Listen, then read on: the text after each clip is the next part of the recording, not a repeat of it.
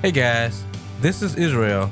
I'm the creator of Kingdom Concept, and this is our podcast. Today I'd like to welcome you, and I hope that you find inspiration, encouragement, and transformation to your life. Enjoy this episode. To live in a world that's full of so much pain and anguish, and it seems like the world is full of hopelessness. There's wars and, talks about wars and murder and crime and just a whole bunch of crazy stuff going on. And with all that going on, within our own personal world, which is, trying to provide for our families, pay bills, um, it's so easy to fall into a ditch of ungratefulness. I know we've all heard the story about the Israelites and how they complain and actually wanted to go back to Egypt, or talked about going back to Egypt. A lot of times we read those scriptures and we be like, man, why on earth and how on earth would they even begin to even think to even form that sentence between their yellow teeth? But the reality is, it's quite easy. When you are going through the motions of life and you see what's going on around you, it's, before this whole social media thing, it was all about the news, newspapers and, things were kind of popping up online. It wasn't quite like it is. Actually, it wasn't like it is at all. It was creeping, this whole internet thing was creeping up. But, you had basically the newspapers and you had the news channels. But now you have social media. So not only is the news all over social media, you have people who want to be reporters spreading news all over social media. And all of that stuff that we see day in and day out, like it may not affect us right away, but somewhere down the line, down in your psyche, down in your subconscious mind, it will pop up, and it never fails. It seems like it pops up at just the wrong time. You could be in a situation dealing with something, and you forgot about a couple of news stories that you may have read about or heard about maybe 3 months ago or 3 weeks ago, and all of a sudden you get in the mix with something, and all of a sudden it's like the story that you seemingly forgot about actually came from the back of your mind to the forefront, and now you're in an all-out war against depression. Now, I made a video a while back and I talked about how depression is real, and the problem is church folk try to make it seem like we are exempt and immune. Can't get the word right. Immune to the isms and schisms of the world. They try to make you believe that you're just gonna walk around with the golden ticket and things aren't gonna hit you. They say weapons formed against me won't prosper. No, they won't prosper. But it doesn't say, and it doesn't mean that it's not gonna hit you, and it ain't gonna hurt. But you're gonna feel it. Job, the things that God allowed to happen to Job, it was the worst of the worst. He believed in God wholeheartedly. He believed in God and trusted God with everything he had, but still, it hurt him. It tore him apart on the inside. And in the physical. So what I'm saying is, guess I'm kind of going back to what I said in another video. It is okay to not be okay. And it's okay to admit that something's wrong, or admit that you are depressed and you got some things going on with your mental. It's okay. But what we have to do, what we must do is fight to not let those thoughts get us to a point where it hog ties us. Because we can get so far down that our minds just become a haze and a maze. And it's so easy to fall into that category. You know, you got bills coming. You might not know how you're going to pay your mortgage, your car payments are late. You know, you can't pay rent. Your baby needs shoes.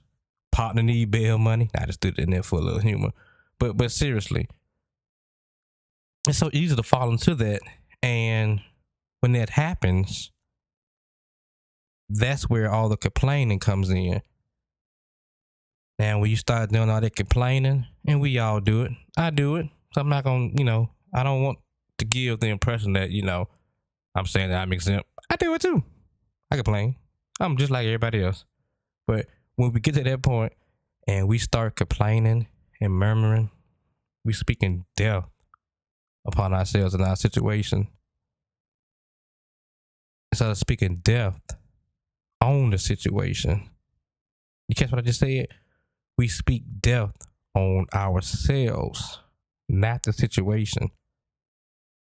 But when we get hog-tied and we allow the enemy to creep in on us, that's what happens.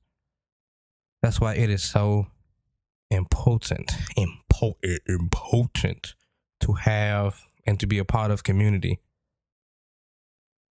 We got to be a part of community because we got to have somebody to call on, to fight for us when we can't fight no more. It is so important, whether it's a sister, a brother, a pastor, a friend from the church, a minister. It is very essential that it's fundamental and essential that we have somebody to call on, because we all fall under the weight of the cross. We can't carry everything sometimes. Sometimes things do weigh us down. And if they weigh you down too much, if you get to the point where you just can't do them, like that's where suicide comes in. A lot of people, when they commit suicide, they're somewhere by themselves. How many occasions have you heard about where people, kill themselves at an NFL game with thousands of people in the stands? Or how many times have you heard about somebody committing suicide at a concert, with thousands of people, hundreds of people out there? You don't hear that too often. You hear that when people are by themselves because they weren't a part of community. Now, I'm not saying that to fault those people. I'm saying it is important to be a part of community. So when those thoughts creep up, you have somebody to call on. I've dealt with that. Sometimes the enemy still try to lie to me and tell me I'm better off dead than alive. And I say, hey, screw you, buddy, because I have so much to offer. And I understand that sometimes, even when I am in the middle of my mix, like I know in the back of my mind, even though it doesn't feel like it, even though it doesn't seem like it, I know that God will always have my back. God will never, ever leave me. He will never forsake me. God is here yesterday, He's here today, and He will always be here. God is forever faithful. Now, when I'm in my mix and I can't seem to get to that part of that thought process in my mind, I have people I can call on. I need to, enlarge my community, but I still have people that I can call on and I can depend on. So I want to encourage everybody to do the same. Today just say just something different. I don't really have, a certain set topic, but I just wanted to level with everybody and to let everybody know that, first of all, it's okay to not be okay. A lot of times we like to pretend like we're fine, when on the inside we are screaming and dying on the inside. But we'll walk around and smile and laugh and crack a few jokes. But on the inside, we thinking about blowing our brains out or just driving on the highway and just letting the wheel go. It is important. I keep saying important. It is important to be a part of community. And it's important to understand that, once again, it's okay to not be okay. God can't help you if you pretend to be somebody else or pretend to be somewhere else. God can't help and bless who you pretend to be. God is there for you to call on Him, but you have to give God permission to deal with you exactly the way you need to be dealt with. But in order to do that, you have to tell God and admit where and surrender yourself and tell God exactly where you are. There's no shame. There is no condemnation. Let God fix you. Let God touch you in some areas that you didn't even know that you were hurting in. And trust me, I'm talking from experience. Like, I'm not going to get into a whole, lot of what I got going on now, but it's like at this moment, I am being pulled in so many directions. It's like an old Roman punishment where all my limbs are tied up to 4 different horses, and the horses are all pulling me in 4 different directions. So I might just be talking. I'm talking out of experience and out of encouragement, because I want to, even in the midst of whatever I'm dealing with, even in the middle of what I'm dealing with, I want to still encourage somebody to just be real with themselves, to go get help. Yes, pray, call in the name of Jesus. Yes, please do all of that, but get some help. Find some belong groups, community groups. Go to counseling. Go get the help that you need. God has given man the ability to diagnose and to help to, walk us through the process of being healed and being whole. Counseling in the church is like a stigma. They say, I don't need counseling because Jesus is a wonderful counselor. Yeah, He is. But the way that God works, he can choose a number of avenues to fulfill what you need. Yes, he can deal with you right at home, on the couch, in your office, in your bedroom, wherever you are, your back porch. But he can also deal with you on the couch, in a therapist's office. All I'm trying to say is, trying to just bring it all together. It's okay not to be okay. Admit that you have a problem. Because when you start getting to, when you kind of start deteriorating mentally, then yes, your mindset begin to change and you begin to speak death on yourself and not your situation. And when we begin to do that, God can't step in and help us because God is all about life. And if we continuously speak death, that means we don't believe that God can help. And if we don't believe that God can help, then God has no choice but to sit on the sidelines. Remember when Jesus went to his hometown, he said that he couldn't do any miracles there because, or he did much less there because the people just chose not to believe. That is the enemy's strategy, to get you so depressed, so sad, so heartbroken. Just to lock, he wants to lock your mind up.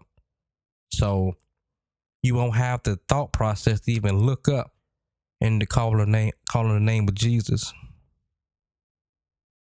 That is where he wants to get you. He wants to gridlock our minds. He wants to lock us up in a continual battle, a continual war in our minds.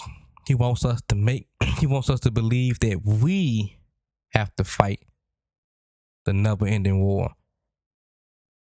That's why he gets us all wrapped up, and he whispers stuff in our ear, and he brings things back from the subconscious to the forefront of our minds when we are at the pinnacle of an issue or in the middle of a storm, because that's where those things happen. It's not by chance that you get down in the dumps and then all of a sudden you start thinking about your uncle that passed away or your friend that passed away, or when you lost the championship when you were 17. It's a strategy. And he knows all he have to do is keep our minds locked up, and we won't call on the name of Jesus. Instead, we'll be stuck, and we'll be recycling our anguish. It'll be like that chocolate. It'd be like that chocolate waterfall at Golden Corral. I don't know if a lot of people know this or not, but that chocolate fountain, what you see that's streaming down, it goes through a system and goes right back up and stream down again. That same batch of chocolate is streaming all day long. It's quite nasty when you think about it, but it's the same thing. That's what the enemy wants us. That's how the enemy wants to lock our minds up. He wants us to keep recycling the garbage and the hurt and the pain and the memories, because he don't want us to move past them. He wants us to stay right there and stay stuck. Because if we are stuck, we don't have the mind to call on the name of Jesus. At that point, we don't even believe in Jesus anymore. We don't believe that he's real. We don't believe that he can save us. We don't believe that he can deliver us. We don't believe that he's enough. And that's a lie from the deepest abyss of hell. Jesus is enough. Jesus is not only enough, he is the only being that can help you, fulfill you, and make you whole. That's why he said to people on Instagram, trying to have, get all these followers and do all this crazy stuff. Some of that stuff they do is just stupid and dangerous. But that's because they're trying to fill a hole that only God can fill. They have a God-sized hole. And they believe that the more followers they have, then they believe that that's what's going to make them whole. You got the people that work real, real hard, and they grind, and they hustle, and they grind, and they hustle, and they wear it like a badge of honor. Like, you missed your son's last 3 baseball games on Saturday because you working 2 and 3 jobs, but you wearing like a badge of honor.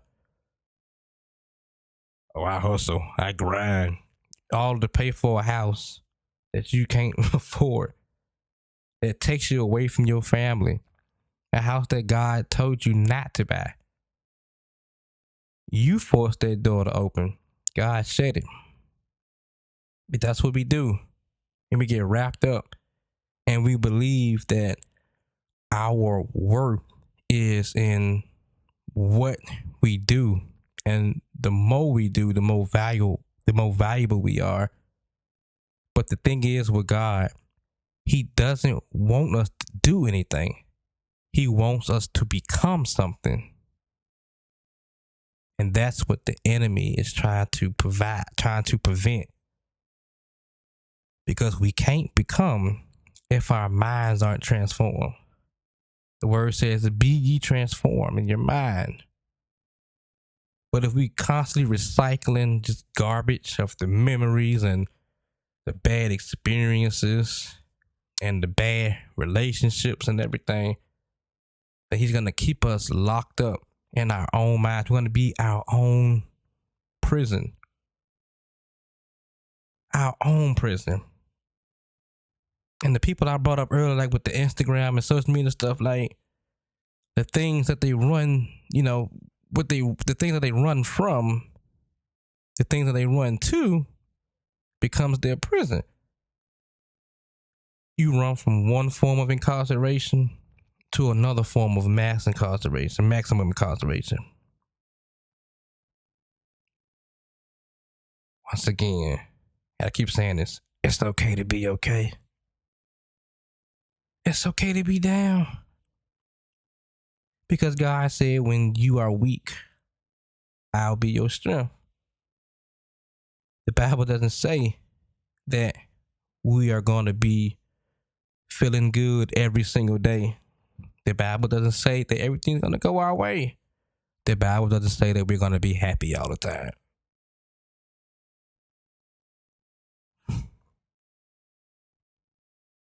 God already knows.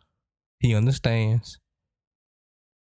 That's why He sent His Son Jesus here in human form to actually understand and feel what we feel as humans. Jesus knows what it's like to feel hungry, to be thirsty, to be betrayed. He knows what it's like to be all alone. He knows what it's like to be sad, hurt. He knows. So He really does understand. It's not like we talking to a God who doesn't know what's going on with His creation. He knows. He felt it. He knows. Say this again. It's okay to not be okay. It is okay to admit that it's just too much. It's okay. It is okay. It's totally fine. You will not go to hell for admitting that you are depressed. It's okay to not be okay. But what's not okay is if you don't call on the name of Jesus and if you don't reach out to community. That's not okay. Because at that point, you are going to get your mind locked up.